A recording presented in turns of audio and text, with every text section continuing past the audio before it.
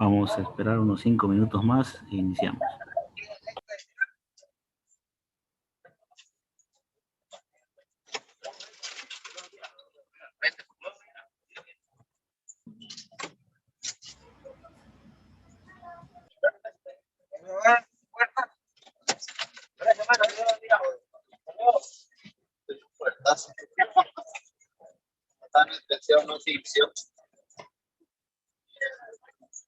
Con la puerta le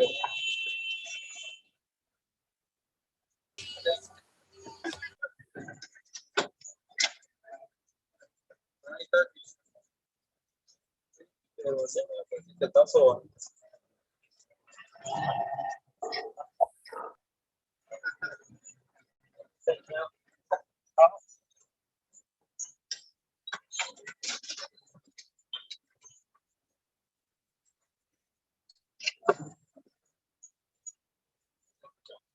Tienes que activarle el parlante.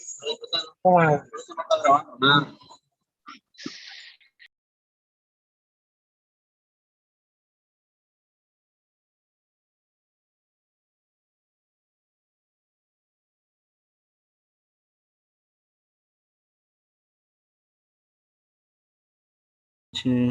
Tengo retorno.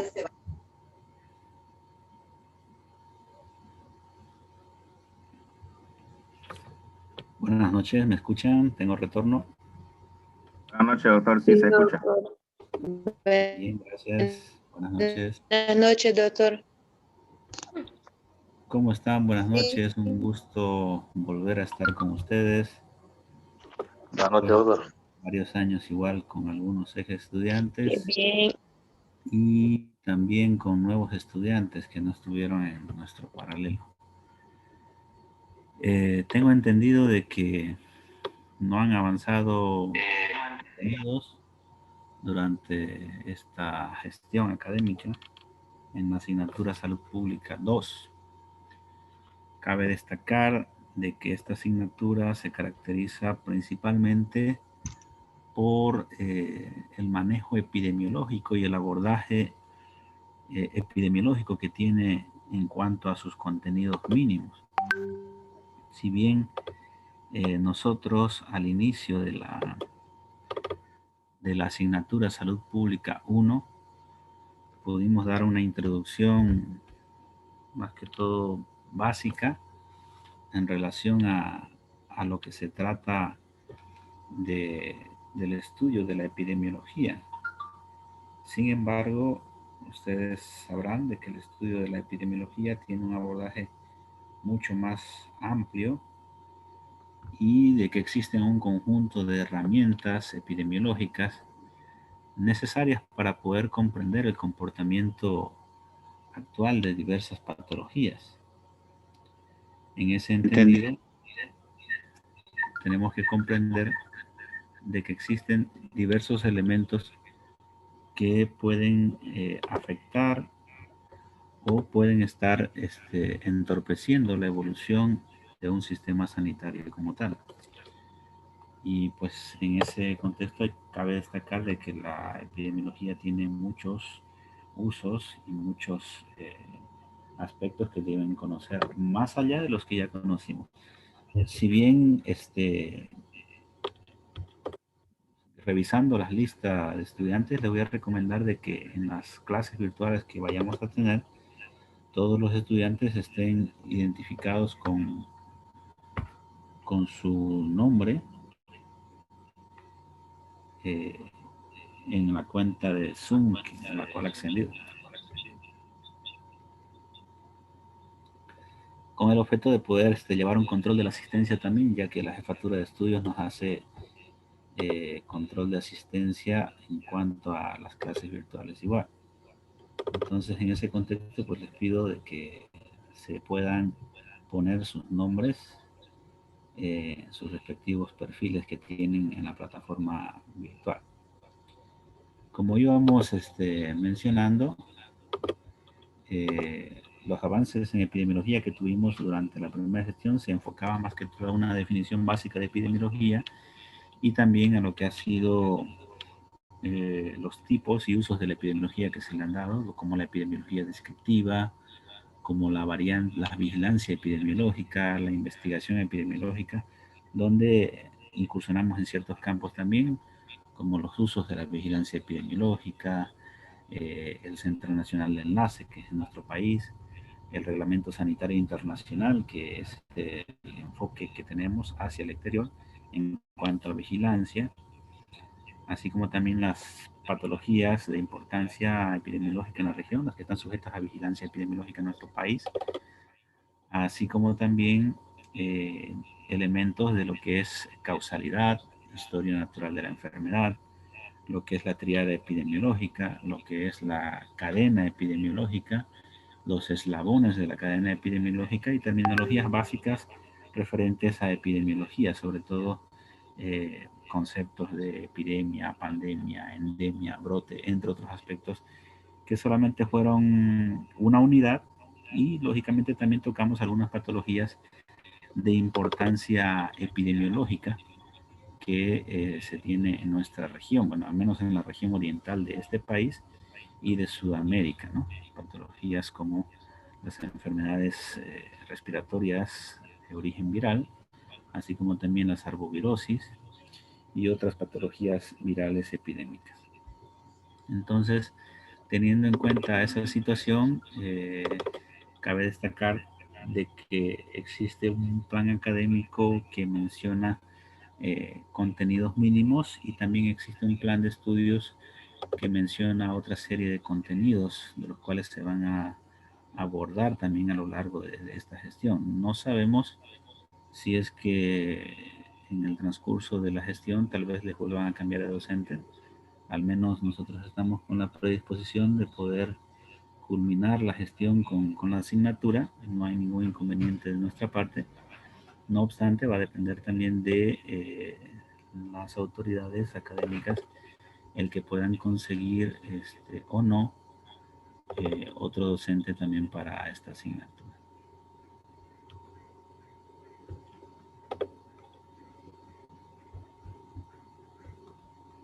Tenemos 2 personas en sala. Por favor, les voy a pedir que traten de no desconectarse para no impedir interrupciones en la clase, para que no estemos aceptándolos en cada momento. Ya a partir de ahora ya no vamos a aceptar más. Entonces, un pequeño resumen de lo que les estaba hablando en cuanto a Salud Pública 1, lo que ustedes habían conocido ya, la historia de la medicina y la salud pública en nuestro país, los conceptos de salud pública, características de la salud, modelos sanitarios, funciones propias de la salud pública también, o funciones esenciales de la salud, el desarrollo de la medicina en nuestro país también, la salud y la enfermedad en Bolivia, la apertura de políticas sociales en nuestro país, como la política SAFSI, los niveles de atención, los modelos de atención también existentes en cuanto a esa política, en cuanto también a lo que es sociología y salud pública, salud y sociedad, la familia como estructura social, educación y promoción de la salud, así como también sistemas sanitarios y programas de salud del Ministerio de Salud y Deportes. Esos son los contenidos mínimos que se tenían que avanzar en Salud Pública 1, con los cuales ustedes deberían ingresar a Salud Pública 2, donde tenemos que hacer un abordaje un poco más profundo en cuanto a introducción a la epidemiología, historia natural de la enfermedad, de la epidemiología como tal, las mediciones en epidemiología. Vamos a ver los indicadores epidemiológicos y ciertas herramientas epidemiológicas para poder hacer análisis de situación de salud, causalidad en epidemiología, estrategias y métodos de epidemiología, descripción epidemiológica, estudios de cohorte, estudios experimentales o de intervención, también ciertos aspectos de saneamiento ambiental, vigilancia epidemiológica, investigación y control de brotes, análisis de la situación de salud, niveles de prevención del proceso de salud-enfermedad y perfiles epidemiológicos de enfermedades transmisibles. Hasta donde nos den la posibilidad de poder avanzar, pues vamos a tratar de cumplir al 100% los contenidos de la asignatura. También teniendo en cuenta de que en la última evaluación que se realizó para lo que es el rediseño curricular, se tomaron en cuenta igual ciertos aspectos, algunos repetidos de los que ya mencioné en cuanto a salud pública 2, como historia natural de la enfermedad, introducción a la salud pública, que eso ya estaba en cuenta en salud pública 1, introducción a la epidemiología, que también ya lo tomamos en cuenta en salud pública 1, estadísticas y demografía, estudios epidemiológicos, que tocamos parte de eso igual, indicadores epidemiológicos, así como también vigilancia epidemiológica, que también ya hemos visto parte de esos temas, gestión sanitaria, que es lo que también falta por concretar, programas de salud, que se vieron igual muy importantes, y módulos de epidemiología. Entonces, cuando quieren hacer una intervención igual, pueden levantar la mano en la aplicación, lógicamente, para poder brindar una opinión o alguna observación en cuanto a lo que se está hablando. Tener en cuenta de que no pueden intervenir durante la exposición, salvo que levanten la mano y hago una pausa y aclaro la duda que me vayan a plantear en ese momento. Pueden opinar sobre cualquier situación, pero no interrumpan con el audio, ¿no? Solamente levanten la mano y así yo poder aclarar o repetir un poco más acerca de lo que se está hablando. Preguntas hasta aquí en relación a lo que se ha hablado. Pueden levantar la mano.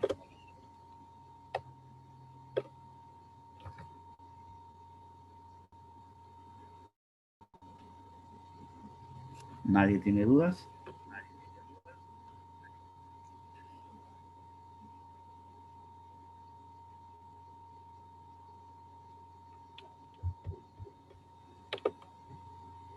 Bien. Vamos a Ana Linda Pardo Ríos. Buenas noches. Ha levantado la mano. Doctor, buenas noches. Disculpe, ¿será que podría hablar un poquito más fuerte, por favor? Bien, voy a cambiar de posición. Gracias.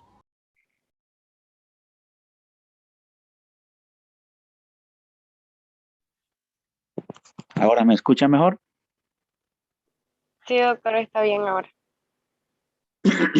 Ya. Gracias. ¿Alguna otra duda? ¿Alguien que tenga alguna observación también? Recuerden que se toma la asistencia en captura de pantalla de la videoconferencia que ustedes tengan con su nombre que está registrado en la participación en la aplicación virtual. Y también las participaciones en clase suman puntos, así que cuando hay una pregunta, los que participen, los primeros 3 sobre todo, son los que van a acumular puntos, en el orden de levantar la mano, lógicamente. Tiene una pregunta Helmut y después Ana Linda, que no ha bajado la mano todavía. Helmut, buenas noches. Buenas noches, doctor. Soy el presidente de cuarto. Quería preguntarle algo, con respecto a nuestro parcial, ¿lo vamos a dar, o sea, el segundo o el primero lo vamos a dar en esta fecha para que yo acomode bien su parcial o algo? Porque ya. ¿Hasta cuándo nuestro tienen parcial, el sistema abierto para sus segundos parciales? eso no tengo en claro ahorita. Yo creo, lo que me han dicho es para hasta el 31. No es confirmado eso. Pero Ya. nuestro parcial de salud pública con el doctor Gómez era ayer. Bueno, antes de ayer, si no me equivoco. Ya. Lo que podemos hacer es Entonces, avanzar contenidos hasta cerca del 25, 28 de este mes y con esos contenidos evaluamos el segundo parcial. ¿y el primero, cómo haríamos con el primero entonces? Pues ese sería lo que tendríamos que hacer ya solamente tendríamos como el año pasado, 3 parciales. Podemos sacar una media de calificaciones de los 3 y se la ponemos esa media al primero. Ya, está bien, doctor. ¿Sí? ¿Alguna otra duda que tenemos o tengamos? En cuanto al horario de clases, fijo los días viernes 8:30 de la noche. Algún otro día para ir avanzando algún otro tema se les va a avisar igual para ponernos de acuerdo, pero fijo ese día. Y si es que tenemos otro día para poder avanzar, igual se les va a comunicar para que nos pongamos de acuerdo y podamos conectarnos. Por ahora, la plataforma educativa de la universidad no tenemos acceso. Vamos a ver cómo está la situación para habilitación del sistema En cuanto al poder acceder al material digital que contamos en relación a los contenidos de la asignatura. Bien, ¿tenemos alguna duda más?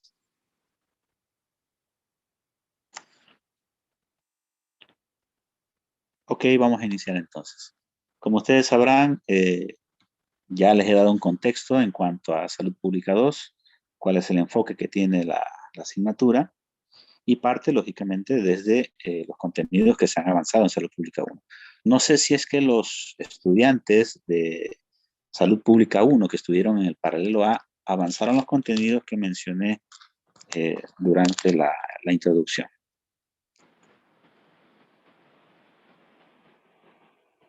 Bueno, nadie levanta la mano, yo creo que sí. Vamos a seguir. Los objetivos Doctor. que tenemos... No, Sí, levante la Doctor, mano, buenas por noches. favor, para poder hacer una intervención. Recuerden Ya, bien esa... va a disculpar, doctor, pero sí avanzamos un poco nosotros cuando estamos en el segundo año, ¿Ya? pero la verdad no fue tan suficiente, como tengo entendido que fue en el paralelo B, pero sería bueno que a manera que estamos repasando, vamos acordándonos de todo el contenido de lo que es salud pública. Es mi sugerencia. Bien, lo que podemos hacer, por ejemplo, es programar otra clase para no sé qué día tienen libre, a excepción del viernes, porque el viernes sí o sí vamos a pasar. Pongámonos de acuerdo para pasar un día más. Sí, doctor, está bien, pero de todas maneras nosotros le entendemos a lo que es la clase y va a ser cómodo pasar, yo creo, con usted. Ya. Sí, no hay mucho de Tenemos qué preocuparnos. Jujuy Suárez. Doctor, buenas noches. Yo le quería decir de que cuando yo avancé Salud Pública 1, sinceramente no avanzamos nada de Salud Pública 1. ¿Con quién avanzó? Disculpe. Con el doctor Bruno Vargas. Ah, ya. Entonces Bueno. vamos a facilitarles también los contenidos que se han avanzado para que puedan estudiar igual esa parte de los contenidos de Salud Pública 1. Y vamos a habilitar una clase entre semana para poder repasar nuevamente lo referente al menos a epidemiología, ¿no? De lo que ya se sabe en Salud Pública 1. Emerson levantó la mano. Buenas noches. Emerson Santos. Sí, doctor. ¿Me escucha? Le escucho. Doctor, entonces vamos a dar continuidad de lo que es familiograma, canal endémico, esto. Ok. Les hice una recopilación de los contenidos mínimos que tiene la asignatura de Salud Pública 2. Desde luego, los contenidos que se avanzaron en Salud Pública 1 son base para poder comprender también Salud Pública 2. En cuanto a lo que es familiograma y el tema de la unidad de familia y sociedad, que sería la unidad número 3 en Salud Pública 1, esos contenidos se utilizan más en Salud Pública 3 en relación a lo que es políticas de salud con el doctor Justiniano.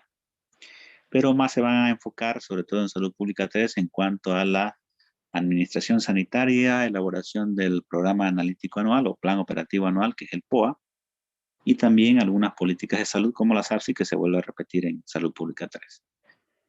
Alex Justiniano, buenas noches. Buenas noches, doctor. Doctor, Levantó la mano.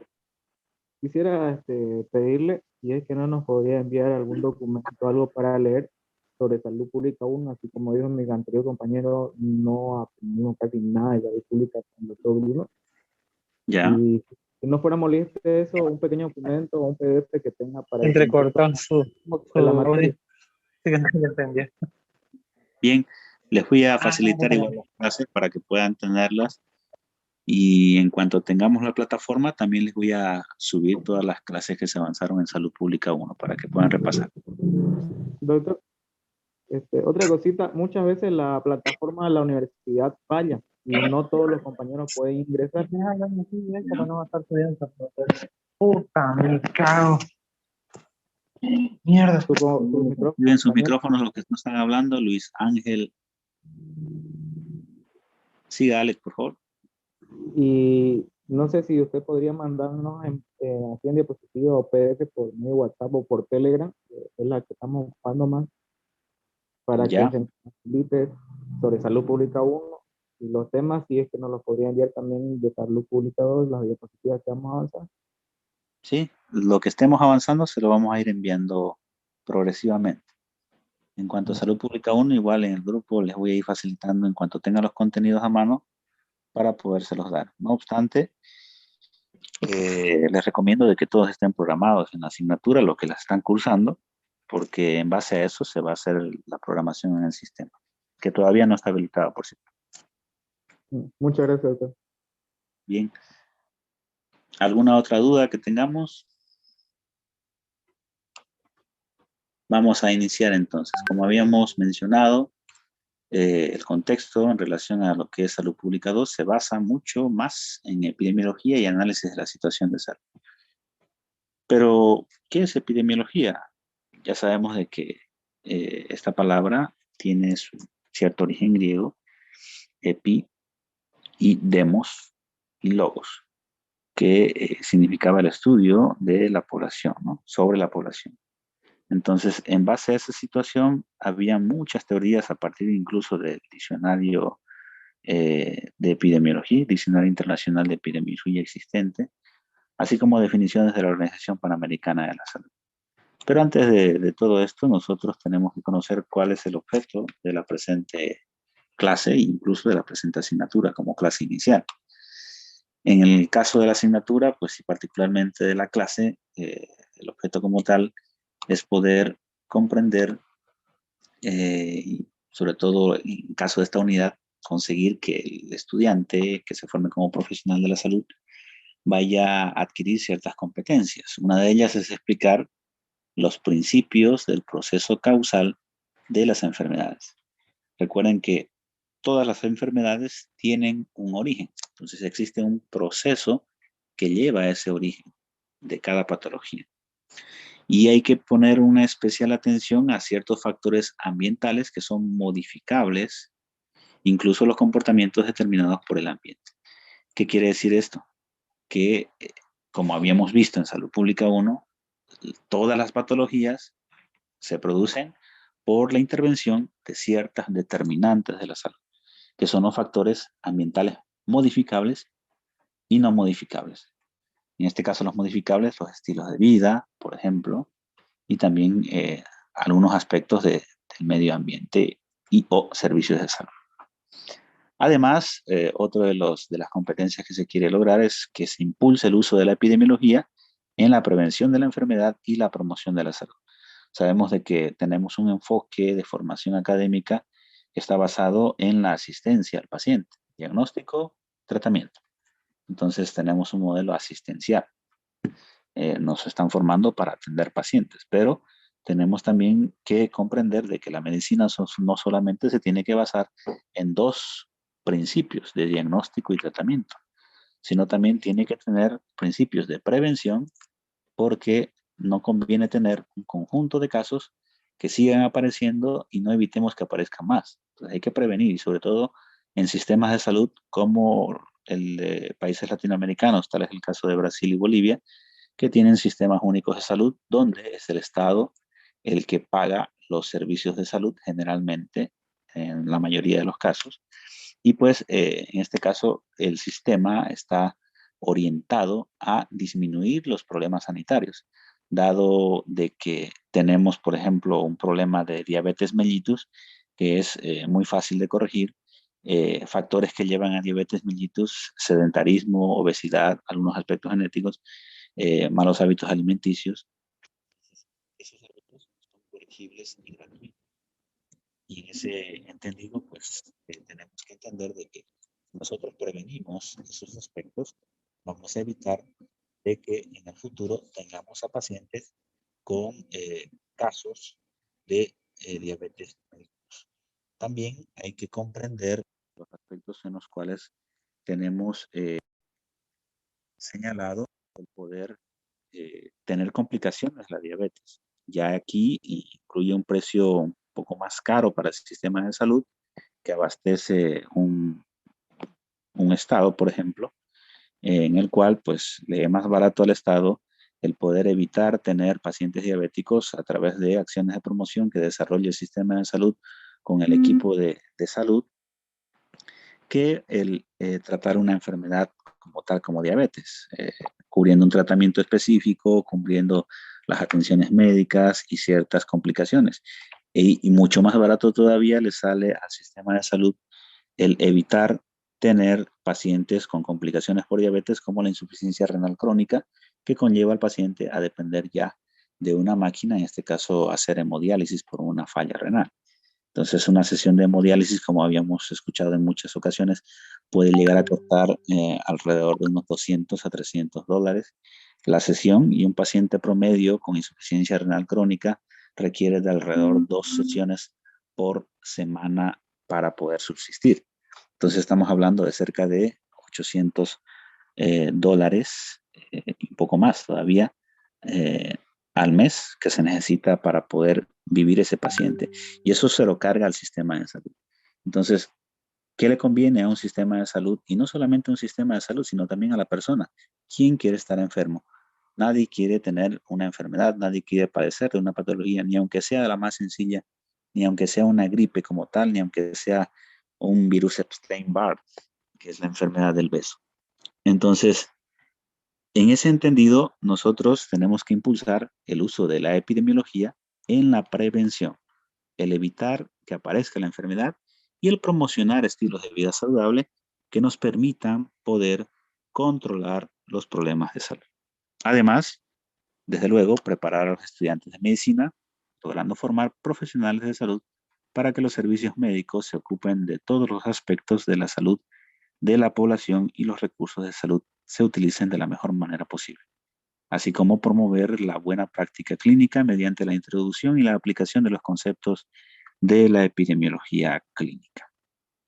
Entonces, al finalizar el curso, incluso estamos hablando de la asignatura como tal, el estudiante ha de poder demostrar conocimientos de la naturaleza y las aplicaciones de la epidemiología, el enfoque epidemiológico para poder definir y medir la salud, la enfermedad y otras condiciones relacionadas con la salud de las poblaciones, así como también las limitaciones y las fortalezas de los distintos tipos de estudios epidemiológicos con los que se cuentan, la perspectiva epidemiológica de los procesos causales, así como la contribución de la epidemiología a la prevención de la enfermedad, la promoción de la salud y el desarrollo de la política sanitaria.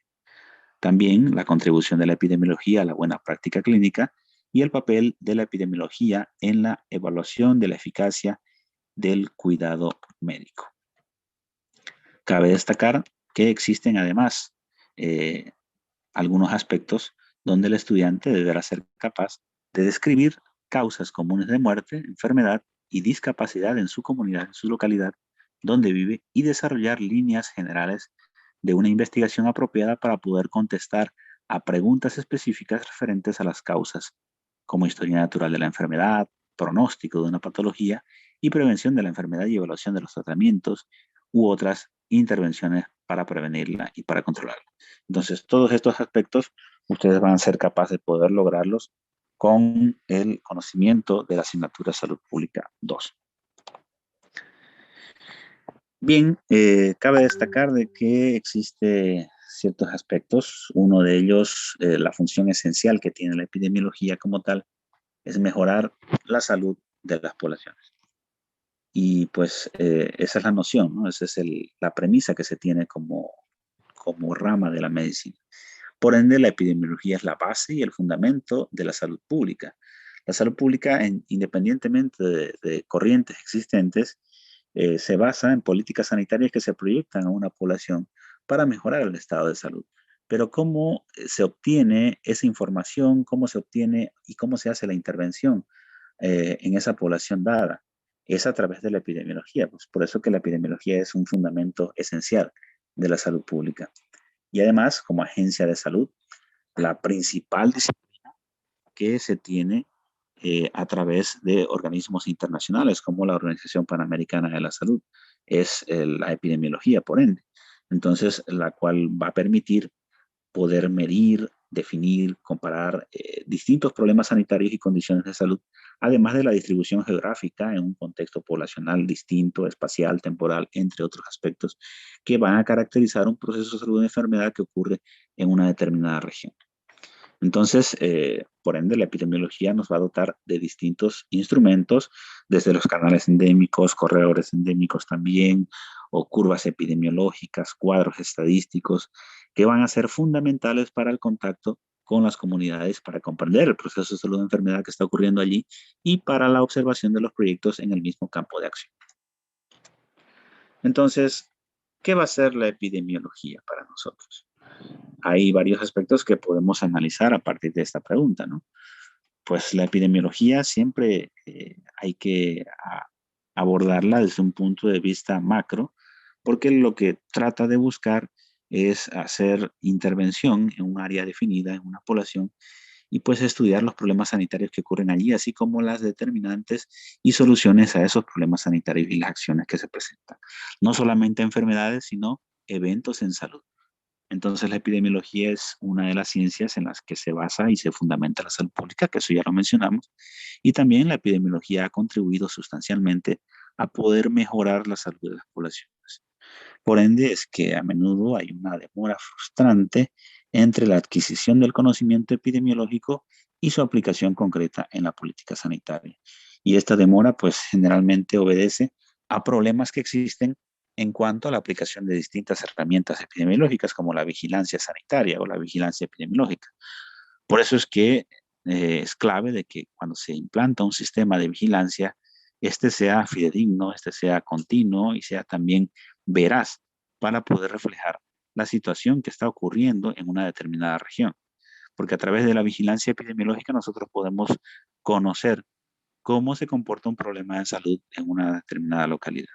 Y a partir del conocimiento de este problema de salud, implementar estrategias específicas para poder eh, controlar ese problema de salud y, si es posible, erradicarlo. Por eso es que la epidemiología es esencial en el estudio de las enfermedades emergentes, incluso las reemergentes que vuelven a aparecer en nuestro medio.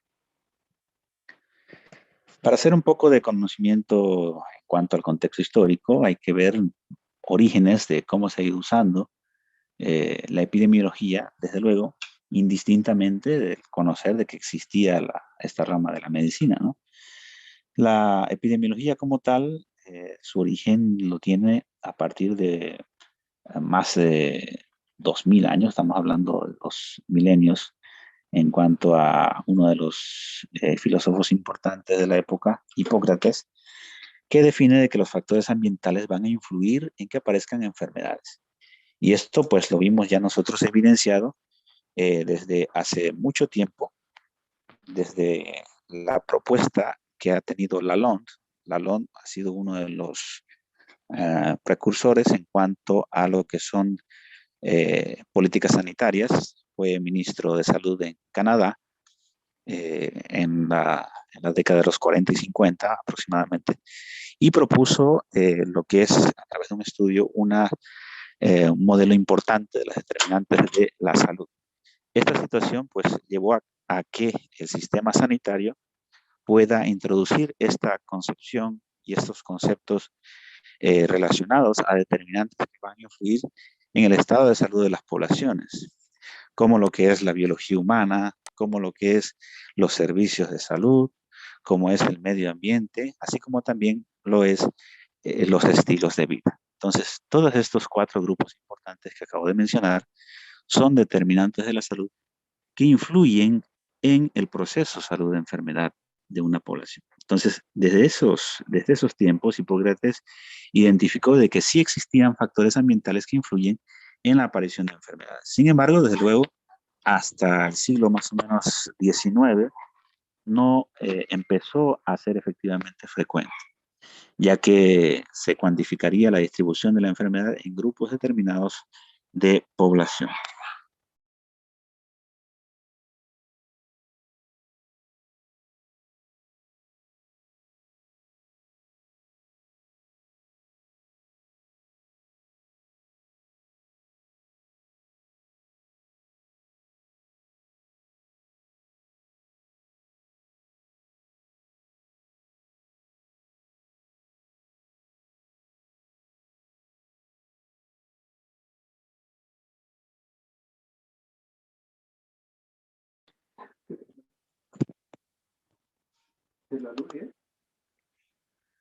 Entonces, existieron ciertas investigaciones de esa época que no solo marcaron el conocimiento formal de la epidemiología, sino que también contribuyeron a que algunos de los logros sean bastante aludidos, como es el caso del estudio que realizó John Snow.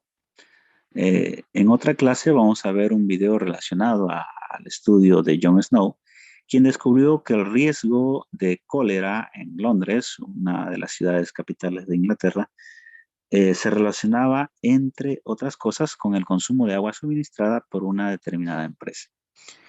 Hay un estudio que realizó este epidemiólogo, John Snow, donde se ilustra un aspecto de una amplia gama de investigaciones en las cuales se estudiaron diversos procesos físicos, químicos, biológicos, sociológicos y políticos. Cabe destacar de que en este estudio, pues si bien es de los años 800, fue uno de los principios en los cuales la ciencia moderna logró comprender la importancia que tiene los estudios epidemiológicos para poder entender eh, qué acciones de salud se pueden desarrollar a partir de la observación de determinados eventos de salud.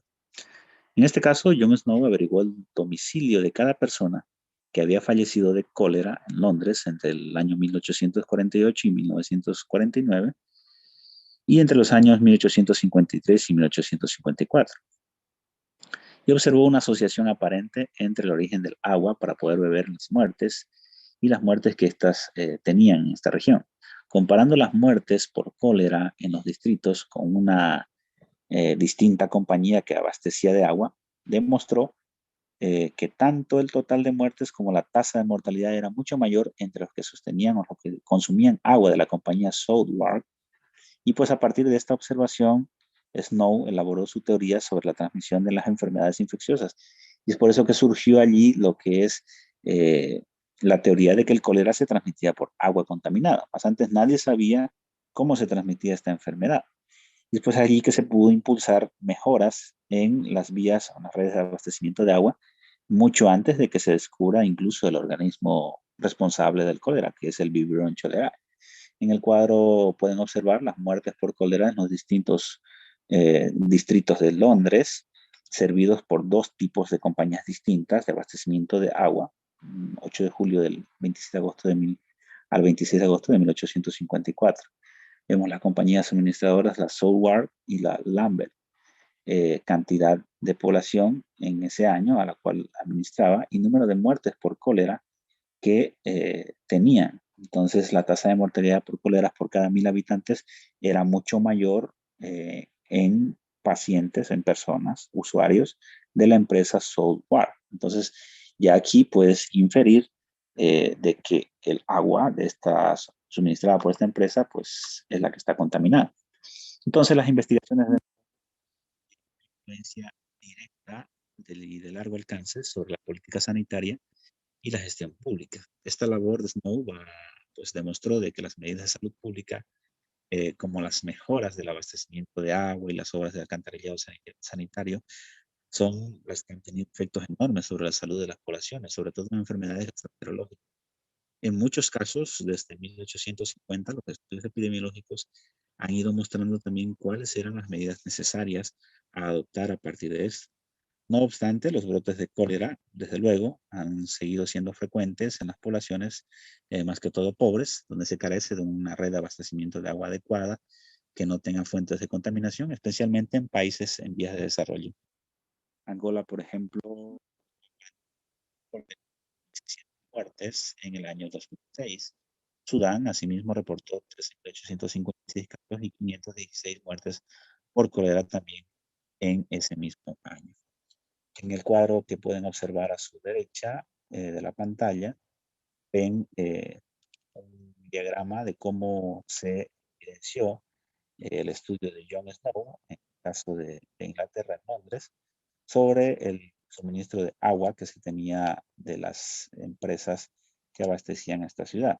Aquí vemos las bombas de agua donde se encontraban situadas de distintas empresas. Aquí vemos una bomba de agua, aquí otra, y aquí tenemos una bomba de agua que suministra a todo este perímetro de población.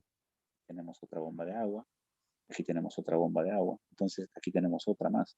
Si ustedes pueden observar, se puntualizó, este investigador pudo georreferenciar en la ciudad de Londres dónde se ubicaban cada uno de los casos que se presentaban en esta localidad. Entonces se pudo verificar de que existía una relación entre las bombas de suministro de agua en relación a la agrupación de casos existentes. Por eso es que se hizo la inferencia en que existía una alta probabilidad de que los casos estén asociados al suministro de esta bomba de agua. Desde luego, se corrigió la fuente de suministro de agua de esta bomba y los casos fueron disminuyendo de forma sustancial.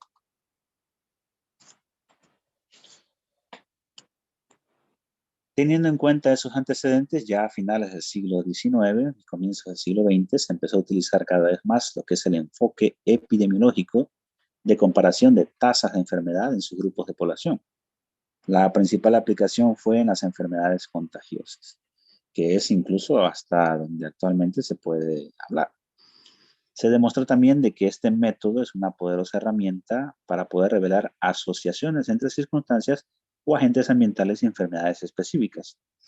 Y pues no solamente en patologías infecciosas, sino también en problemas de salud crónicos como el cáncer. En la segunda mitad del siglo XX, estos métodos se aplicaron a enfermedades crónicas no transmisibles como cardiopatías y cáncer, y sobre todo en países de ingreso medio o elevado. Recuerden de que en epidemiología, la prevalencia de patologías tiene una asociación mucho más en cuanto al nivel de desarrollo de las naciones. Las poblaciones y países en vías de desarrollo tienen una alta incidencia de los siguientes problemas de salud, una alta natalidad, altísima natalidad, sobre todo porque como son países en vías de desarrollo de ingresos bajos, se infiere un bajo nivel educacional, a excepción de algunos casos raros como Cuba. Entonces, el bajo nivel educacional hace de que las poblaciones tengan una gran tasa de natalidad y también fecundidad. Entonces, esto conlleva de que tengamos una gran población infantil. Pero el hecho de ser un país en vías de desarrollo y el tener un sistema de salud precario hace de que la tasa de mortalidad infantil también sea alta. Entonces, la pirámide poblacional, que es otro de los aspectos que vamos a analizar en la asignatura, hace que sea pues bastante característica en cuanto a una base ancha y un vértice estrecho. Entonces, eso nos indica de que es un país en vías de desarrollo. Y aquí, en estos países en vías de desarrollo, predominan patologías infecciosas, sobre todo. Ahora, cuando ya hablamos en países desarrollados o países del primer mundo o países industrializados, la pirámide poblacional también tiende a cambiar.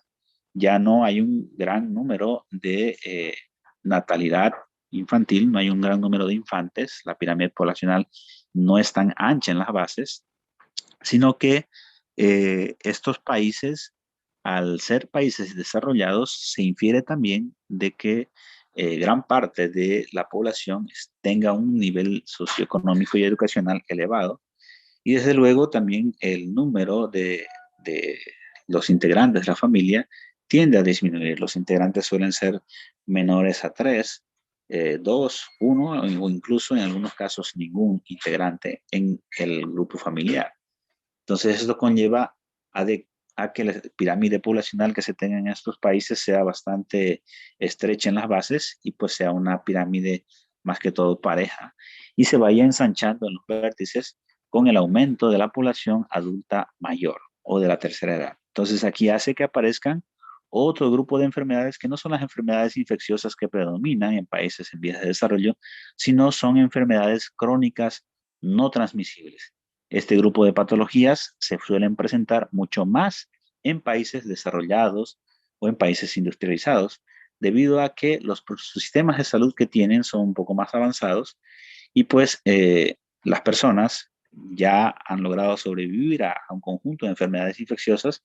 Los sistemas de salud de esos países han logrado garantizar lo que es esquemas de vacunación completo a toda su población infantil, con sistemas también de atención a grupos de riesgo como menores y gestantes, disminuyendo así la mortalidad materna infantil y logrando aumentar la esperanza de vida en estos países. Eso ha permitido de que a medida que las personas envejecen, aumentan enfermedades crónicas como hipertensión, como diabetes mellitus, como demencia, como fracturas crónicas o como artrosis o como cáncer. Entonces, es allí que también, pues, epidemiología tiene bastante hincapié en hacer estudios y también en determinar el comportamiento de la sociedad en base a estos problemas de salud, que también son problemas sanitarios que incluyen a la formación epidemiológica.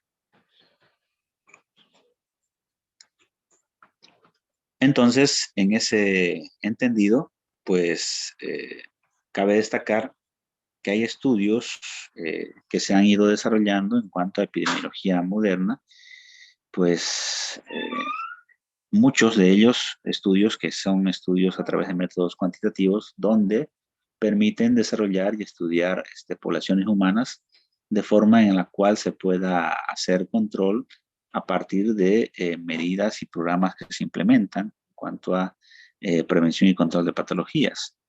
A mediados, por ejemplo, del siglo pasado, Richard Dolly y Andrew Will, son epidemiólogos, comenzaron a estudiar la relación existente entre el tabaco y el cáncer de pulmón.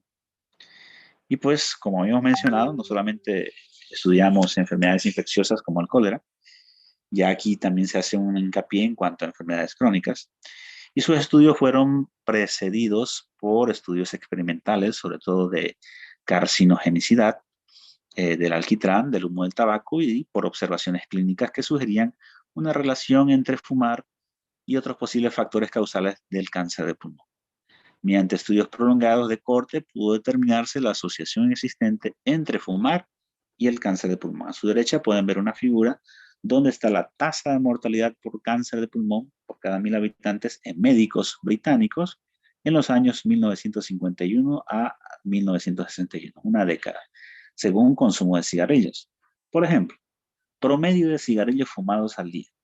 Una persona que fuma 0 cigarrillos al día tiene una tasa de mortalidad anual por cáncer de pulmón de 0 por cada 1.000 habitantes. Prácticamente casi 0, muy cercana a 0. Será 0.1 a lo mucho. Pero a medida de que el promedio de cigarrillos por día fumados aumentaba, miren, 10 cigarrillos al día, 20 cigarrillos al día, 30 cigarrillos al día, la tasa de mortalidad anual por cáncer de pulmón por cada 1.000 habitantes incrementaba. 40 cigarrillos al día y es progresiva. Entonces, existe una relación, aquí sí podemos analizar de que existe una relación entre el promedio de cigarrillos fumados por día y la tasa de mortalidad anual por cáncer de pulmón. O sea, existe una relación entre el fumar tabaco y el tener cáncer de pulmón. Eso se logró determinar gracias a estudios epidemiológicos que pudieron realizarse y pudieron lograr encontrar esa relación epidemiológica en los pacientes, en este caso en los médicos británicos, en la década de los 50 del siglo pasado. También cabe destacar de que existen en este estudio de corte en médicos británicos, se demostró una disminución progresiva de las tasas de mortalidad en no fumadores en las décadas más recientes. Los médicos británicos nacidos entre 1900 y 1930, si fumaban, morían promedio unos 10 años antes que los que nunca habían fumado en relación a el estudio presentado. Y aquí es donde se puede observar igual otra relación en cuanto a lo que es el estudio que se había realizado. La supervivencia a partir de la edad de los 35 años de médicos británicos varones nacidos entre 1900 y 1930 y la proporción de supervivencia según décadas de edad en fumadores que siguen fumando y en médicos que nunca fumaron. Aquí pueden observar médicos nacidos entre 1900 y 1930. Porcentaje en el eje vertical de supervivencia a partir de los 35 años, del 100%, y aquí edad en años.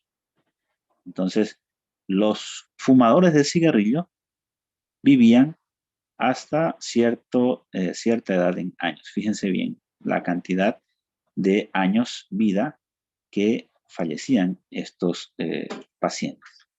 Y los no fumadores vivían incluso 10 años más que los pacientes fumadores. Aquí se pudo evidenciar la relación existente entre el no fumar con la cantidad de años vida diferencia. Entonces podemos inferir a partir de este estudio de que los pacientes que no fumaban tenían una esperanza de vida mayor en relación a unos 10 años que los pacientes que sí fumaban cigarrillos.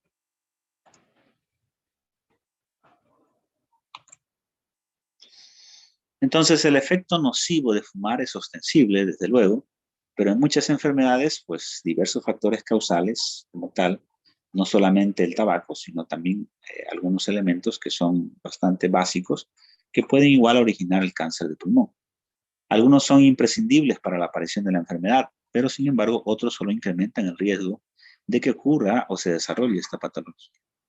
Entonces el análisis de estas relaciones hizo que se desarrollaban nuevos métodos epidemiológicos para poder pues interpretar el comportamiento de la patología y del proceso de enfermedad que ocurría en estos casos. En países donde el nivel de desarrollo, sobre todo de ingresos, es medio o bajo, en los que el SIDA, la tuberculosis y el paludismo son causas habituales de muerte, la epidemiología de las enfermedades infecciosas es de mucha mayor importancia. Es como lo que hemos mencionado, ¿no? En nuestro país todavía estamos queriendo ingresar a un periodo de transición de análisis y de prevalencia de patologías tanto transmisibles como enfermedades no transmisibles. A diferencia de esto, Chile, Argentina, Brasil, Colombia y Perú tienen una prevalencia mucho mayor de enfermedades crónicas no transmisibles como el cáncer, hipertensión, diabetes, entre otras. Entonces, esta rama de la medicina ha vuelto a adquirir importancia en los países desarrollados. Estamos hablando de la epidemiología de las enfermedades infecciosas, con la aparición de enfermedades transmisibles nuevas, como el síndrome respiratorio agudo grave, que es el SARS, o el SARS, síndrome respiratorio agudo grave también, según las siglas en inglés. Entonces, esto teniendo en cuenta de que en estas dos últimas gestiones hemos tenido una variante del SARS. Recuerden que el síndrome respiratorio agudo, COV-2, es el causante del COVID-19, el SARS-CoV-2. Entonces, el hecho de poder tener patologías epidémicas que provoquen gripes pandémicas como el COVID-19 ha brindado de que los países, las naciones y los sistemas de salud tengan un poco más de hincapié en cuanto a la epidemiología de las enfermedades infecciosas. En relación a esto, pues cabe destacar de que la epidemiología nuevamente ha vuelto a ser importante en cuanto al análisis y a la comprensión de los sistemas sanitarios para ver hacia dónde vamos y no solamente tratar de curar la enfermedad, sino también cómo prevenirla y controlarla. Entonces la epidemiología ha evolucionado mucho más en el último siglo que lo que ha habido evolucionando a lo largo del último milenio. Entonces ahora es clave poder investigar, poder actuar sobre ciertas determinantes sociales. Conocemos los estilos de vida, uno de los determinantes más importantes para poder interactuar y para poder controlar problemas de salud, así como también el medio ambiente, así como también los servicios de salud y la biología humana. Entonces, esos son los elementos clave pues, que nos dan un pantallazo en cuanto a la epidemiología hasta la fecha. Teniendo en cuenta esos aspectos, vamos a definir que la epidemiología es el estudio de la distribución de las determinantes de los estados, fenómenos relacionados con la salud en las poblaciones específicas y la aplicación del estudio al control de los problemas sanitarios. Entonces, ese es el término que vamos a utilizar para la definición de epidemiología. Estudio de la distribución de las determinantes de los estados o fenómenos relacionados con la salud en las poblaciones específicas y la aplicación de este estudio al control de los problemas de salud. ¿Qué comprendemos de esto? Que estudiamos el problema de salud que ocurre en una región y que a partir de ese conocimiento aplicamos soluciones para controlar esos problemas de salud. Teniendo en cuenta esto, los epidemiólogos no solamente van a estudiar la muerte, la enfermedad y la discapacidad, sino también van a estudiar estados de salud. O sea, cómo podemos comprender cuándo mejorar el estado de salud de la población, estados de salud positivos. Además, no solamente se van a entender términos de enfermedad en un sentido muy general, sino también referido a los cambios que van a ocurrir, cambios desfavorables, sobre todo en relación a las lesiones y traumatismos asociados a patologías como salud mental, por ejemplo, que es uno de los aspectos que no se ha comprendido mucho en los pacientes que han cursado con COVID-19 o de familiares que han estado también perdiendo importantes miembros de su familia en el contexto del COVID. El objeto que tiene esta rama de la medicina como tal, pues es el foco de una investigación epidemiológica, va a ser una población siempre definida geográficamente y pues de alguna u otra manera pues vamos a tener que estudiar una población y pues se va a estudiar a un grupo específico de pacientes, ya sea de un hospital, de una población, de una localidad, o los trabajadores como tal de una planta industrial, y es allí que pues tenemos parte de poder, importancia de poder definir subgrupos poblacionales de los cuales vamos a tener que hacer un análisis general. Aquí pues podemos sacar ciertas variantes, sexo, edad, características étnicas de nuestro universo de estudio que van a permitir darnos un pantallazo de cómo o de qué se trata el objeto de estudio que estoy logrando concretar. Por ende, pues la estructura de la población va a variar mucho en cuanto a las ubicaciones geográficas.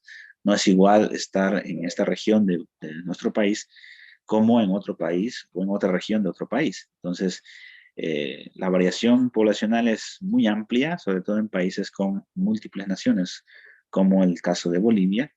Y también, pues, el análisis epidemiológico tiene que tenerse en cuenta y tiene que tener en cuenta esas variaciones en cuanto a la población y grupos étnicos. Entonces, ¿cómo se relaciona la epidemiología y la salud pública? Si bien nosotros sabemos que salud pública pues, va a ser el estudio y la aplicación de conocimientos sanitarios desde un punto de vista colectivo, y la epidemiología pues, va a ser el análisis y el estudio de los problemas y eventos de salud que ocurren en una determinada población y las soluciones encontradas a partir de ese análisis e implementarlas, pues la salud pública pues vamos a tener que tenerla en cuenta en todo momento y sobre todo la epidemiología cuando hablamos de salud pública y viceversa. Entonces vamos a referirnos generalmente a las acciones colectivas dirigidas a mejorar la salud de la población de manera general. Por ende, la epidemiología va a tener instrumentos de salud pública que pueden usarse o van a utilizarse de muchas maneras. Hay estudios epidemiológicos que trataban de inferir la causa, la etiología, o sea, el origen de las enfermedades transmisibles, y esta premisa sigue siendo bastante importante hasta la fecha, ya que gracias a eso podemos llegar a descubrir ciertos métodos de prevención. Por ejemplo, si yo descubro que el Zika en su momento se transmite. ¿Por qué se transmite el Zika? ¿Qué es el Zika? ¿Alguien quiere levantar la mano?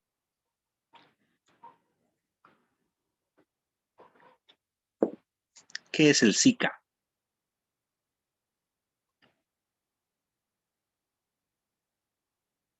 Sánchez Mauricio. ¿Qué es Zika, Sánchez Mauricio? Buenas noches.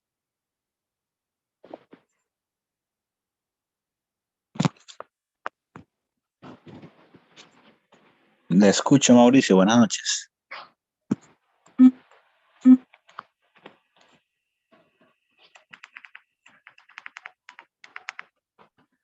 Hola, buenas noches, Mauricio Sánchez.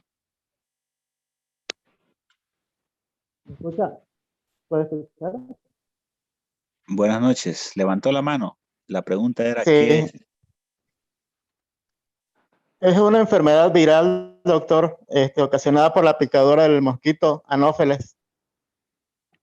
Es una enfermedad viral ocasionada por la picadura del mosquito Anófeles. ¿Algún otro compañero que quiera aportar un poco?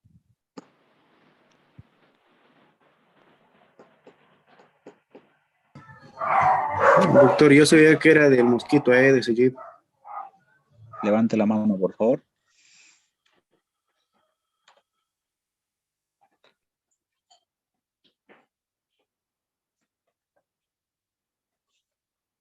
Vela Ricardo Góngora. Sí, doctor, un rato es que estoy configurando el lugar de la compu. Dígame, doctor. Me decía en cuanto a la pregunta. Sí, yo que sabía que era por el mosquito del género Aedes aegypti, por la picadura del mosquito, por el virus del Zika, según lo que avanzamos en medicina tropical, que esta enfermedad se va a acompañar de conjuntivitis, dolores articulares, malestares generales como cefaleas igual. Bien, tiene algo correcto de lo que mencionó Mauricio y también tiene algo correcto lo que mencionó. ¿Cuál es su nombre de usted? Disculpe. Ricardo Vela Góngora. Gracias. Tiene la mano levantada Mauricio Vaca Salazar. Doctor, buenas noches.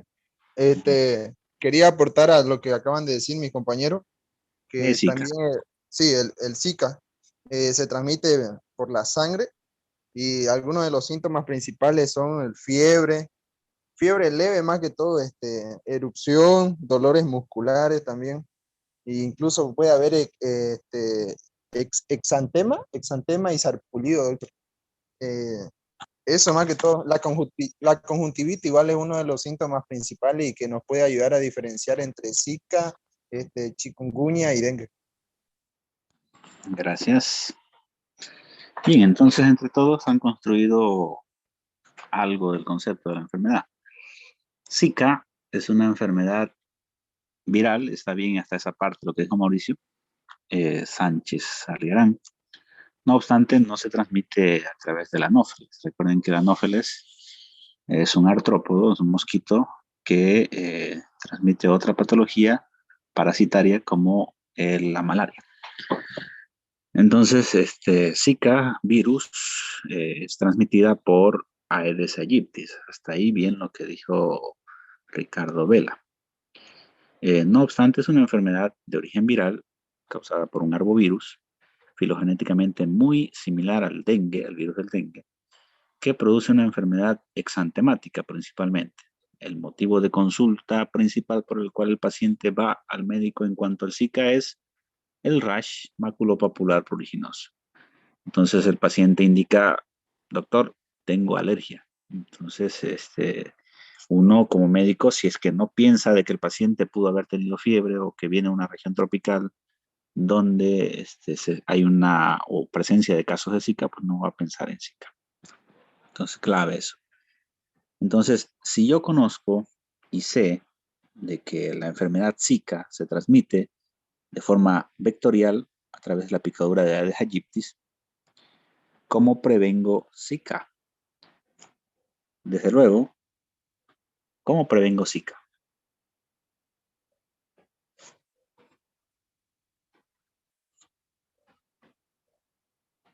¿Alguien?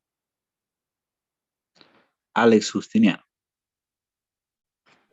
Doctor, disculpe, ¿será que le puede dar volumen a su micrófono que no se escucha o es mi micrófono? Ya. Edward González. Buenas noches, doctor. ¿Se me escucha? Le escucho bien. Buenas noches. Para controlar lo que sería por medio de un control del vector. Tratar de disminuir la población de los mosquitos que pueden transmitir la enfermedad y teniendo registro de las personas que están enfermas, ya que ellas serían igual una fuente importante de la transmisión. Ya. Control vectorial y vigilancia epidemiológica de los casos. ¿Qué me dice Lelis Lilian Aguilar Santalla.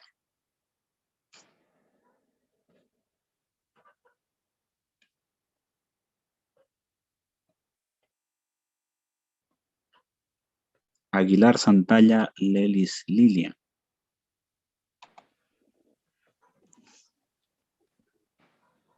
Bueno, sería más que todo reducir la población de mosquitos. De acuerdo a la persona, sería el cuidado personal, como por ejemplo no ir por los lugares que hay mosquitos, usar ropa que te cubra la piel y todo eso para no ser contagiado. Ya. ¿Y qué pasaría, Lelis Lilian Aguilar, si yo te dijera que el Zika se transmite no solamente por la picadura del mosquito, sino también por las relaciones sexuales? ¿Qué harías?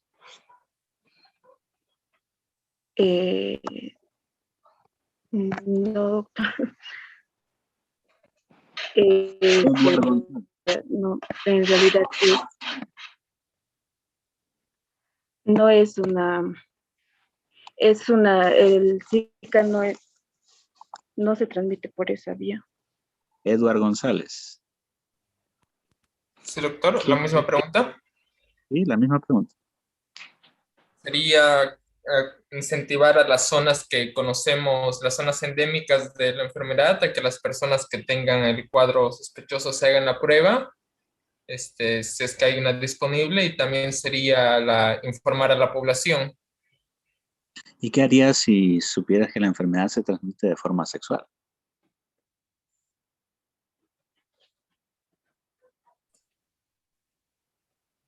Eso fue lo que respondí, doctor. Sería tratar de concientizar a la población de que sepan que ese es un riesgo, y también que si es que existe una prueba, tenerla a la mano.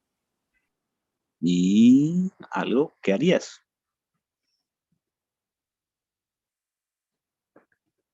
Bismar Ortiz. Aló, doctor. Como dice el compañero, sí, normalmente, digamos, el Zika sí se transmite por relaciones sexuales. Y como dice el compañero, sería concientizar a la población sobre métodos de cuidado como preservativos, ese tema, para que no se contagien. Bien, entonces conocemos de que el Zika es una enfermedad exantemática de origen viral que produce un cuadro febril leve, un rash maculopapular pruriginoso y puede estar acompañado de conjuntivitis, mialgias leves. Bilateral, la conjuntivitis no es purulenta. Y pues que se transmite a través de la picadura de Aedes aegypti. Sin embargo, también se demostró de que Zika virus se transmite por relaciones sexuales sin protección. Y también el Zika virus se transmite por vía transplacentaria de la madre infectada al feto o al embrión. Por esa razón es que Zika virus produce complicaciones como el síndrome congénito por virus Zika. Desde luego, si las acciones preventivas que ustedes están orientando como personal de salud responsable de un área de salud en su comunidad, en su barrio, en el establecimiento de salud donde están trabajando, para prevenir en Zika cuando tienen un conjunto de casos de Zika, van a estar orientadas inicialmente a disminuir la proliferación del vector, que en este caso es itis, con acciones de eliminación, control, volteo, cepillado y tapado de todo tipo de recipientes que almacenan o concentran agua de consumo en regiones tropicales. Además, si ustedes conocen de que el Zika virus se transmite por vía sexual, van a orientar también el uso del preservativo en personas susceptibles, sobre todo en aquellas que pueden tener complicaciones como las gestantes, ya que la complicación que pueden tener sobre todo es un síndrome congénito por virus Zika. Entonces, esas acciones preventivas se tienen que desarrollar, y sobre todo si yo conozco que la transmisión transplacentaria también es evidente, voy a hacer mucho más hincapié en grupos poblacionales específicos como las gestantes, ya que son un grupo de riesgo donde sí se presentan complicaciones con mayor frecuencia en relación a esta enfermedad. Gracias a los participantes por su intervención. Vamos a continuar.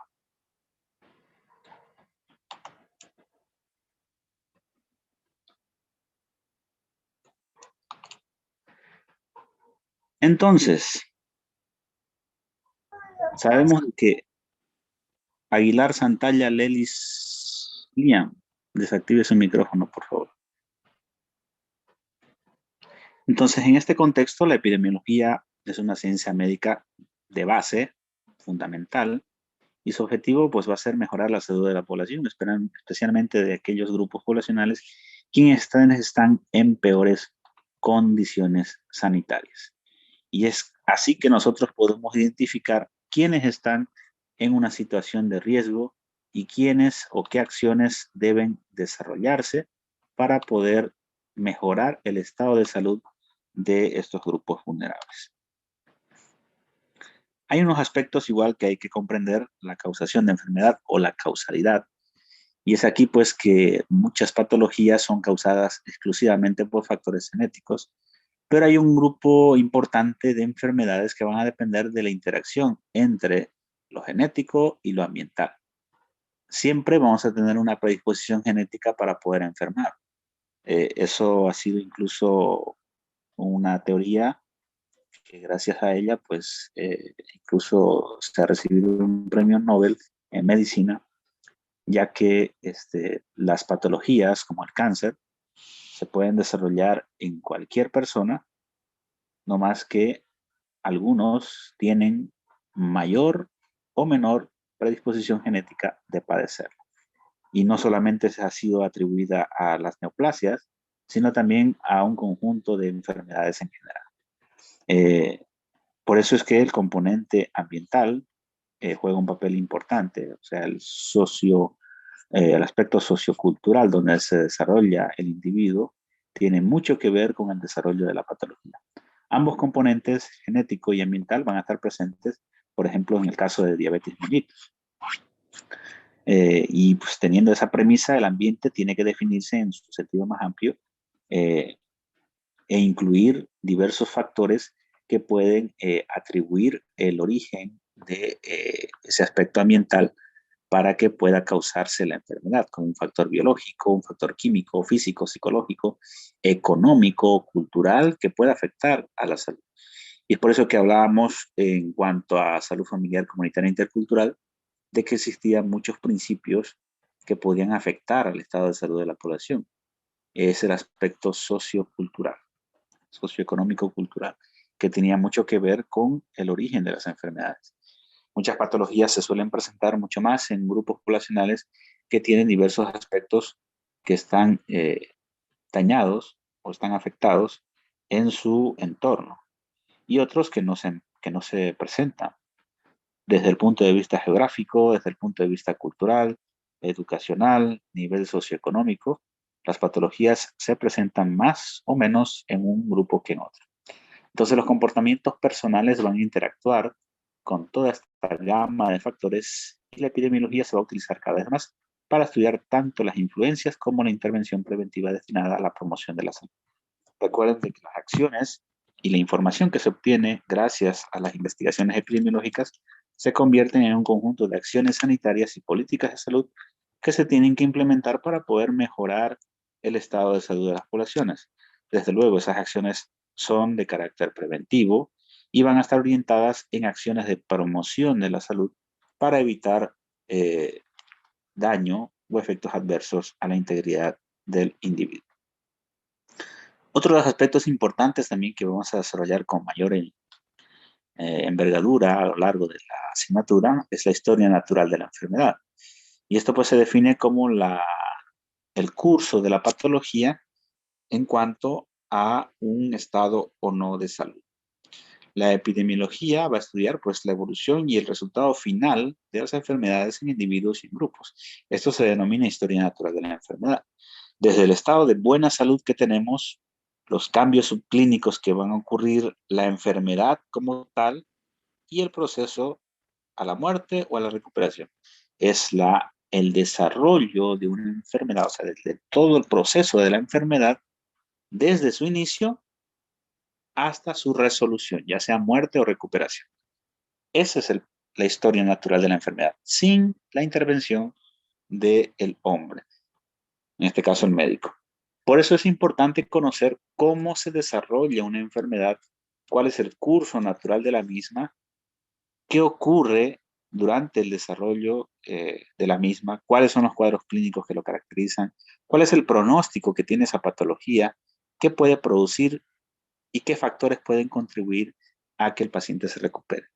Entonces, el conocer el proceso de una enfermedad a mí me permite poder identificar y poder también tener un conjunto de acciones a desarrollar para poder, ya sea diagnosticar, tratar y también poder mitigar efectos adversos a nuestra salud. El caso, por ejemplo, de la tuberculosis pulmonar. Si yo conozco la historia natural de esa enfermedad, voy a tener en cuenta de que hay un proceso largo de incubación que puede incluso ser de meses o años, desde la exposición al agente infeccioso que es el Mycobacterium de Koch, el bacilo de Koch como tal, que es el agente causal de origen bacteriano de esta patología. Entonces, si yo conozco eso, de que existe un tiempo de incubación bastante prolongado, voy a comprender de que un paciente que tiene síntomas atribuibles a la patología y de que hace más de 2 meses tuvo contacto con un paciente que cursaba la enfermedad, pues puede que tenga la enfermedad y no solamente con antecedentes recientes de días atrás de haber tenido el contacto cercano con la persona enferma, sino también meses, incluso años. Entonces, eso me permite a mí poder inferir de que puedo llegar a un diagnóstico más certero o más rápido y también puedo predecir el comportamiento clínico de no tratarse ese caso y qué efectos tendría contra el grupo con el cual convive esta persona, ya sea de que se desarrollen o no más casos de la patología y de que el paciente pueda presentar ciertas complicaciones en su estado de salud que lo lleven a la muerte si es que no cumple con el tratamiento. Desde luego, las manifestaciones clínicas que se van a desarrollar durante el curso de la enfermedad. Hay un conjunto de elementos, ya dejando de lado la historia natural de la enfermedad, que se denominan condiciones de salud de las poblaciones. Y mucho pues nosotros utilizamos en epidemiología esto para poder describir el estado de salud de una población o de un grupo específico de esta población. Entonces, son condiciones de salud de la población y este conocimiento de la carga de enfermedad en distintas poblaciones va a ser esencial para poder tener o para poder tomar acciones de control y prevención en un área de salud, sobre todo para personas que tienen decisión sobre políticas sanitarias. Y esto pues se ha utilizado para optimizar la utilización de recursos. Ustedes saben de que los recursos no son amplios y siempre van a ser limitados y no se pueden desarrollar acciones contundentes o que vayan a desarrollar un gran gasto de recursos económicos. Por ejemplo, estábamos hablando del Zika hace rato y una de las propuestas que hizo su compañera era hacer la eliminación total del vector. Desde luego, si eliminamos al vector, no vamos a tener por ese lado quién transmite la enfermedad. Hablemos de dengue. Si eliminamos a Aedes aegyptis, no hay quien transmita la enfermedad. Ahora, ¿cuánto nos sale eliminar a Aedes aegyptis? O sea, el costo que tiene eliminar a Aedes aegyptis es altísimo. Por ende, si no podemos ni siquiera eliminar a Aedes aegyptis de una localidad, es mucho más eliminarlo de una región o de un departamento. O sea, es un hábitat natural del artrópodo donde el ser humano se ha introducido y ha desarrollado su población, su vivienda. Entonces, este artrópodo busca, lógicamente, lugares donde poder reproducirse adecuadamente. Y parte de su ciclo de reproducción lo logra con la picadura al poder obtener sangre esencial para poder poner sus huevecillos.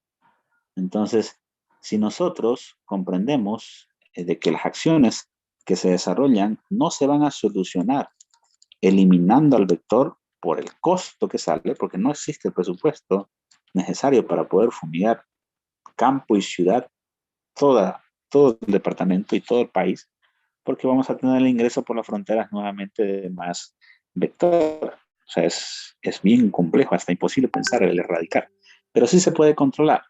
Y el control pues conlleva la optimización del uso de recursos. No todos los Aedes aegyptis están infectados con Zika o con Zika. La Aedes aegyptis nace sano a su vida silvestre o rural o urbana, y pues ese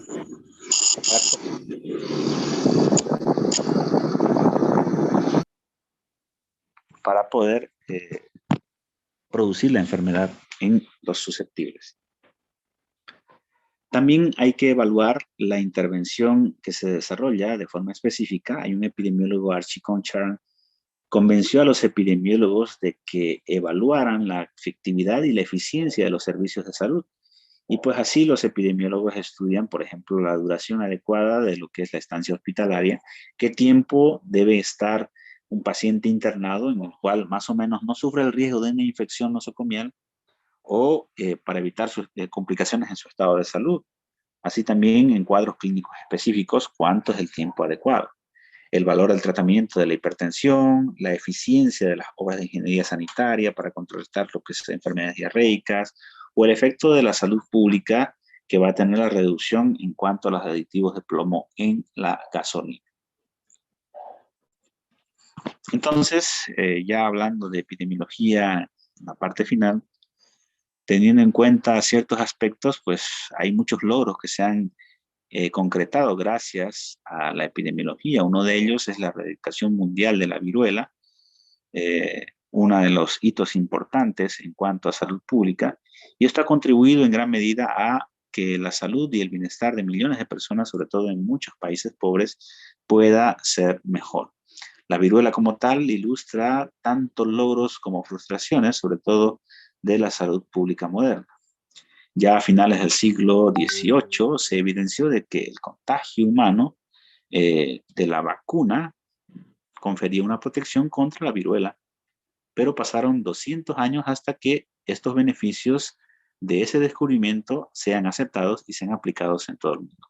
Vean que incluso la primera enfermedad que fue prevenible a través de vacuna, que es la viruela, y que gracias a eso se pudo controlar, tardó 200 años en poder ser aceptada a nivel global por organizaciones que tenían decisión en cuanto a políticas de salud. Y lógicamente era de esperar de que tengamos detractores, incluso en el mismo sector de la salud, en cuanto a la utilización de herramientas preventivas como la vacunación para controlar patologías que ocasionan problemas sanitarios en la actualidad, como el caso del SARS-CoV-2. Y pues durante muchos años la Organización Mundial de la Salud coordinó una campaña activa en la eliminación de la viruela, y pues la epidemiología desempeñó un papel central en ciertos aspectos. Uno de ellos, obtener información sobre la distribución de los casos, el modelo, los mecanismos y los niveles de la transmisión en cuanto a la viruela, localizar geográficamente los brotes de la enfermedad donde estaban centrados y evaluar las medidas de control. No ibas a vacunar a toda la población mundial, tenías que georreferenciar dónde estaban los brotes, dónde se producían casos, cuáles son las medidas de control que se estaban desarrollando, cuál era la distribución de los casos, los mecanismos de transmisión que se tenían, y pues para ello pues se tuvo que caracterizar a la viruela, caracterizar epidemiológicamente. Y hay métodos epidemiológicos que se establecieron para caracterizar esta patología.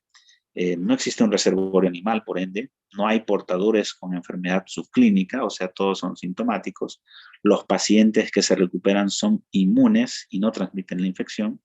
La viruela pues se transmite espontáneamente, no se contagia tan rápidamente como otras enfermedades infecciosas, por ejemplo el sarampión o la tosferina. La transmisión de la viruela ocurre normalmente por contacto directo de larga duración de persona a persona, y la enfermedad hace que la mayor parte de los pacientes estén encamados cuando empiezan a ser infecciosos, lo cual limita la transmisión también. Entonces, esos aspectos de caracterizar epidemiológicamente una patología pudo lograr de que los sistemas de salud usen estas herramientas y este conocimiento para poder mitigar y implantar una estrategia adecuada en el control de esas enfermedades.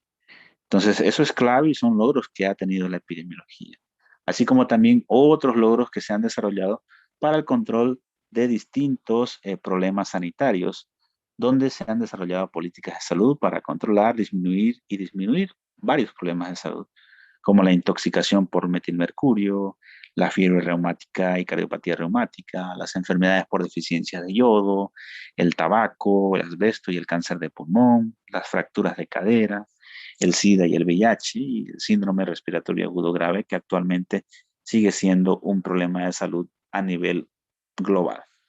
Entonces, a pesar incluso de ello, si bien varios problemas de salud no han logrado erradicarse hasta la fecha, sí se conocen estrategias para poder lograr el control de estos problemas sanitarios.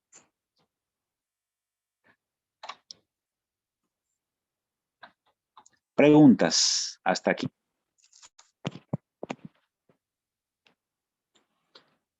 ¿Tienen alguna duda en cuanto a lo que hemos hablado durante el curso de la clase?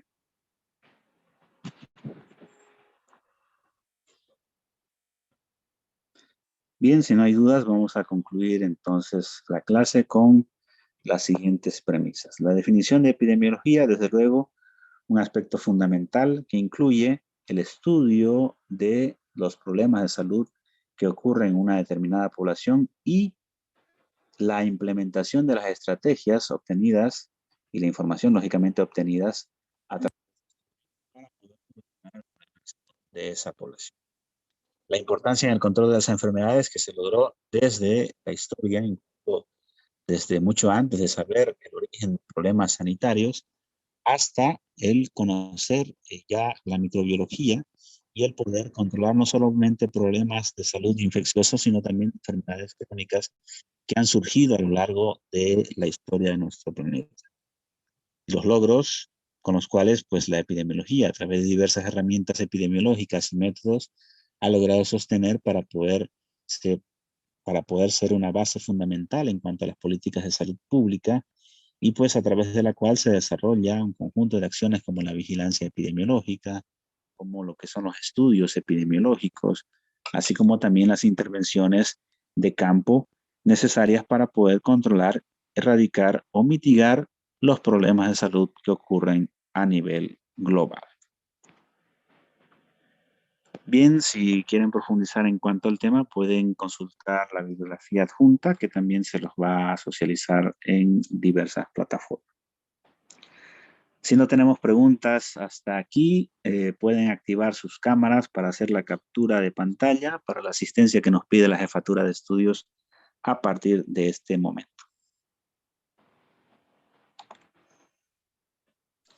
Por favor, les voy a pedir que todos activen sus cámaras. Es el control de asistencia.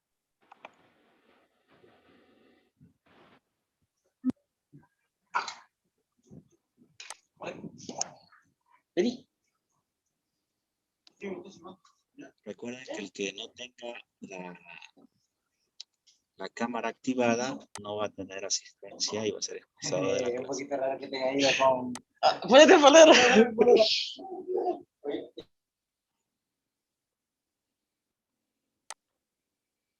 Compañero, póngase polera. Vamos a hacer 3 llamados a cada estudiante que tiene la cámara desactivada para poder, antes de poder expulsarlo, para poder constatar la asistencia.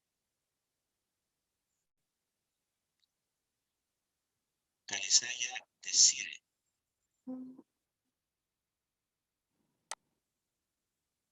Aguilar Santalla. Doctor, mi computadora no activa mi cámara, ya lo activé. Ay, disculpa, no sale mi rostro. Disculpe, ¿quién habla? Aguilar Santalla. Aguilar, doctor, sí. Calizaya Desire.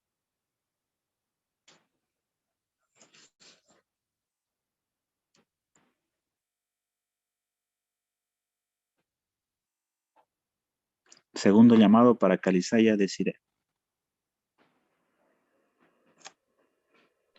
Último llamado para Calizaya. Ahora no tiene cámara. Pongan en el chat, por favor, eso. Ya. Hay uno que está como JM Prime, se va a eliminar automáticamente porque no tiene nombre. Marcia Arias. Sandy Fabiola. Carol Stephanie.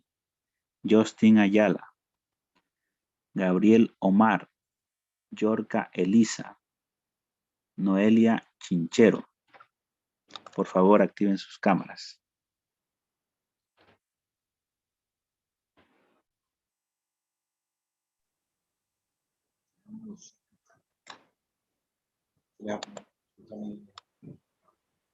Doctor.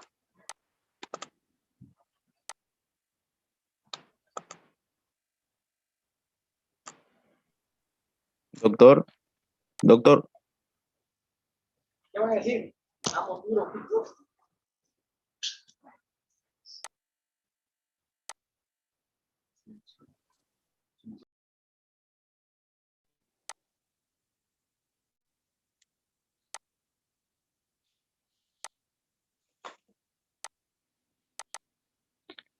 Sandy Fabiola Cortés. Doctor, yo soy Daniel Vera, lo que pasa es que no tengo espacio en mi celular y estoy en la computadora de mi tía. Luis Daniel Vera Montenegro. Ya recuerden que esta vez van a tener asistencia, pero la próxima clase no. Sí, doctor. Sandy Fabiola Cortés. Active su cámara, por favor. Doctor, ¿me escucha? Sí, le escuché bien. Aquí en el de la cuenta Harry Rocha, somos dos, Anthony y Harry Rocha, hermanos. Es que él no tiene celular por el momento. Póngalo en el chat, por favor, esa aclaración. Ok, doctor. Doctor, aquí de la cuenta de Sandy Fabiola, Luis Daniel Vera Montenegro, de la computadora. Póngalo en el chat, por favor, eso.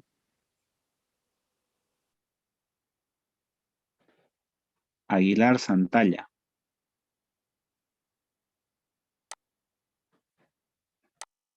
Active su cámara, por favor. Doctor, está activado, solo que no sé por qué no sale, pero estoy viendo eso, doctor, ya enseguida. Helmut Vargas. Active su cámara, por favor. José Herrera. Active su cámara, por favor.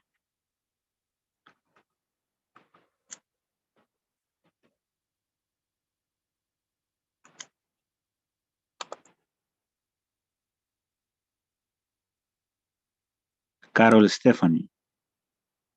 Active su cámara, por favor.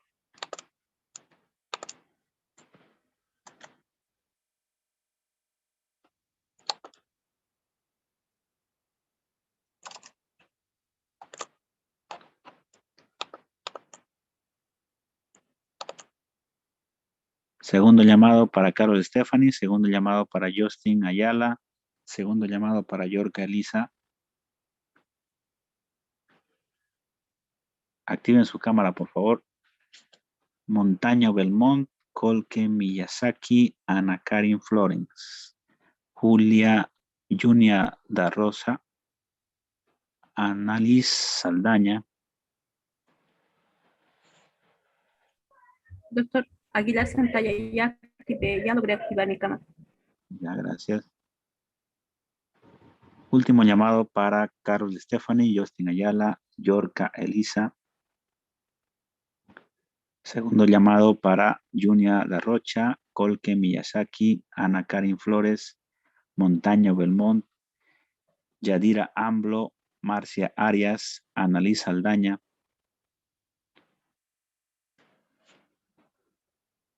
Se está eliminando a Carol Stephanie, a Justin Ayala y a Yorka Elisa Umasa.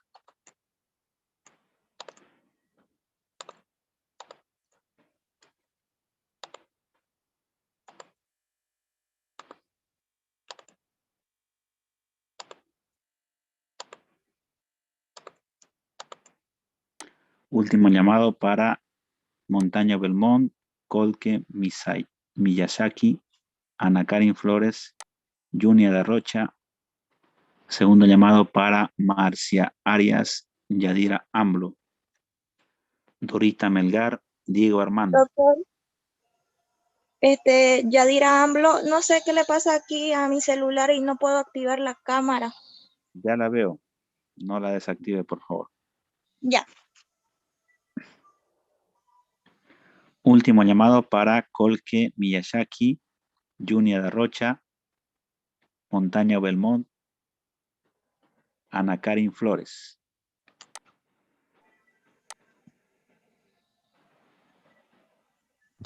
Doctor, aquí Ana Karen Flores.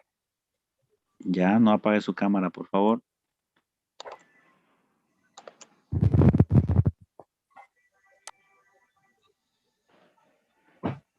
Tercer llamado para Marcia Arias, Dorita Melgar, María Fernanda, Natalie Solange,